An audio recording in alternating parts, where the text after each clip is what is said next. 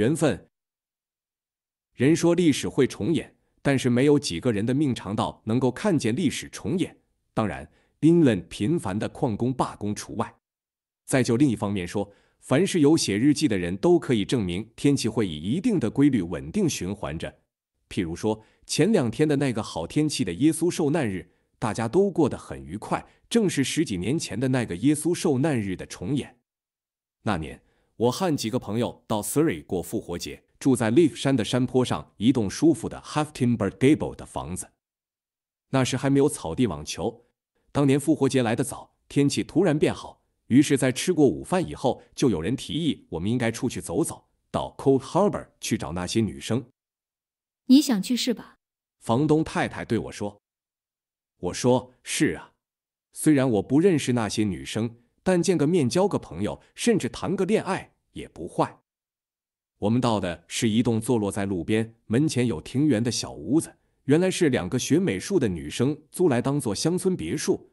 她们个性非常活泼，身上穿着蓝色的工作罩衫，非常漂亮。我尤其喜欢那个金发的。我们喝过茶后，那个金发女生走到门口，一直在看路上的游客。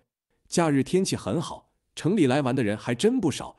过了一会，她忽然开口说：我说真的，我们来贴张小广告，说我们有卖茶，我看那些游客都渴得要死。而且她补上为什么会想到要赚这笔外快的原因。那多少可以补贴一点房租。好啊，我表示支持，再找块板子来贴上广告，摆在外面就成了。于是我们马上就忙着来准备。女生找出她们最大号的水壶，先来烧开水，大家照分派的工作分头进行，有的切面包涂奶油，有的去邻居家借牛奶和奶油，有的从橱柜里挖出一罐罐果酱，而派给我的工作则是把广告板做好，拿到外面放在显眼的地方。广告的效果太神奇了，我刚把广告放好，打量了一下位置，还来不及转身，就已经有2个顾客上门了。不断有顾客进来，最后所有吃的喝的都扫得精光，钱也赚了不少。我们各尽其职，大家都累得精疲力尽了。照我们之前所设想而准备的餐饮，结果证明非常成功。所有的顾客都表示满意，他们不但说下次一定再来，而且还会介绍给他们的朋友。但那2个女生发誓说，没有下次了。卖吃的实在是太累了，因为橱柜里面一无所有，连一点点吃的都没剩。后来我们还带他们回我们那里吃晚饭。这是至少10年前的往事了。10年来我没有再见过那2个女生，连想都没有想过她们。今年复活节假期，我待在城里，没有什么好玩的事。然而好在 London 早春3月的天气出奇的好，我也就不抱怨什么了。耶稣受难日下午，我在 Kensington 公园散着步，享受这样的生活，满心期待即将到来的美好夏天。心想古 Hellas 的人间仙境 Arcady 也不过如此。向阳的许多树上长满了嫩绿的新芽，画眉鸟在唱歌。所有的人都沉浸在节日的气氛中，而不久 Oval 和 Lords 板球场的赛季也就快要开幕了。我走到 Round Pond， 池塘边有一群小孩子在玩模型船，其中一个小男孩带着的一只 Sealing 梗犬绕着它活蹦乱跳。小男孩的模型船在池塘里耍脾气不肯回来，他只好拿着木杆随时准备，好等船慢慢接近时，马上把它勾回岸边。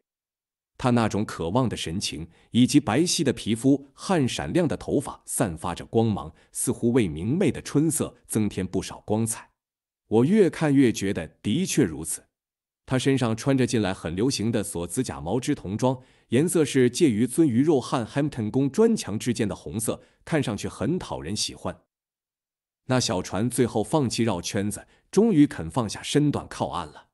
小孩的母亲也来找他了。他身材高挑，体态优雅，大约27、8岁。我确定见过他，但是想不起是在哪里见过他。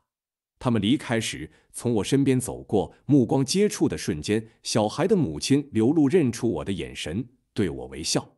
我也马上想起他是谁了。他就是那年那个美好的耶稣受难日，住在利克山附近小屋子的2个女生，其中的一个就是那个提议贴卖茶广告的那一个。我陪他们一起往 Camden 山走去，在路上我们聊起那段往事。他问我，你还记得我们最开始上门的顾客吗？我回答说我记不十分清楚了。你一定记得的，一个有点老的和他还在读大学的儿子。听他一说，我就想起来了。啊，对了，没错，他穿的是灰色粗花呢。那个儿子有点紧张和害羞的样子。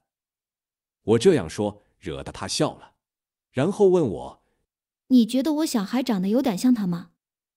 我大吃一惊，叫出了声：老天啊，真的是，根本就是注定的呀！你说这真的是命中注定的，是不是？是呀，可不是吗？我们就是在那个夏天订婚的。